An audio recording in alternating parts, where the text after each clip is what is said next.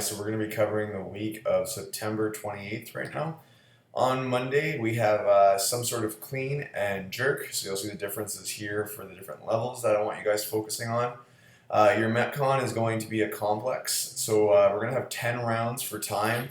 You can see what it is here: one power clean, one front squat, one power clean, one front squat, one split jerk. So that's for all the different levels, and then 15 double unders or 30 single skips at the end of each round. So this is going to be a little bit of a longer one, but pick a weight that you can continually move through it for all 10 rounds. On Tuesday, good classic here, Filthy 50.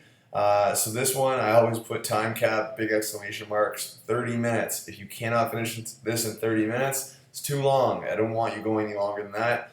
I have the intermediate level as 40 of everything and the beginner as 30 of everything. So don't get stuck at one of the stations forever for 5 minutes doing whatever it may be, kettlebell swings, lunges, whatever.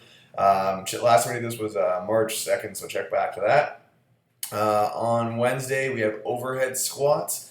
And then for beginner is the modification there of overhead stationary lunges or the overhead squats, depending on what level you're at. And then I want you guys, if you have the time in between, which you should, is just practicing with the PVC pipe against the wall. So that's super quick because there's no weight there, just getting your technique down. There's no real rush on that to fall into the bottom with no stability, your chest dropping. Just make sure when you're doing it, you are keeping your chest up, weight in the heels, that kind of thing. Metcon here is going to be Nancy, so we did this back last year, August 9th.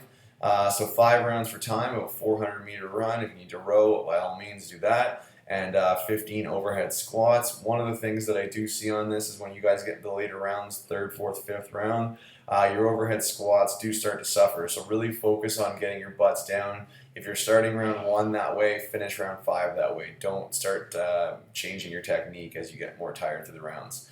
On Thursday, we have back squats, and then there's the different tempos for all those. And then after you're done all your back squats, you guys are just going to do the accessory of good mornings. So 3 sets of 10 for everyone. Try to go as heavy as you can, but as with good mornings, it's not about loading on 200 pounds and going for 10 reps. It is about technique as well. So it's not just the barbell here when we usually warm up or with the bands. This is actually a weighted exercise this day.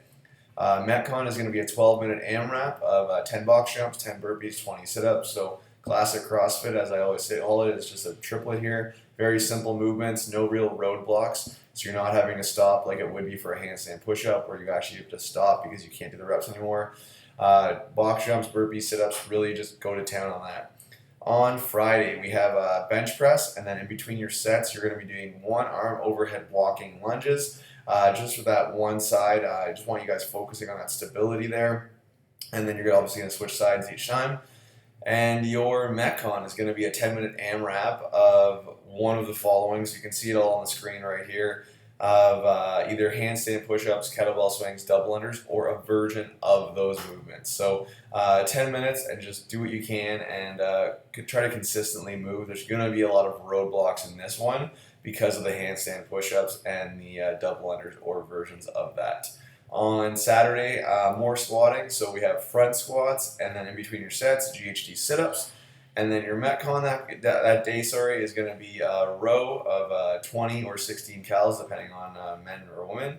Run 200 meters, 12 dumbbell thrusters, and then you're going to rest 2 minutes. So this one, as we did a couple weeks back with the snatches and the running and whatnot, where we had a 2-minute rest, same thing. Go to town on these movements. When you have rest built in, I don't want you pacing. There's no need. So when you hit the dumbbell thrusters, realistically, you should be able to do those unbroken. Your run is super quick, and your row is an all-out sprint. So those are going to be pretty quick rounds. And then just go and then take your rest breaks and then right back at it. That'll be it for this week, and we'll see you guys in the gym.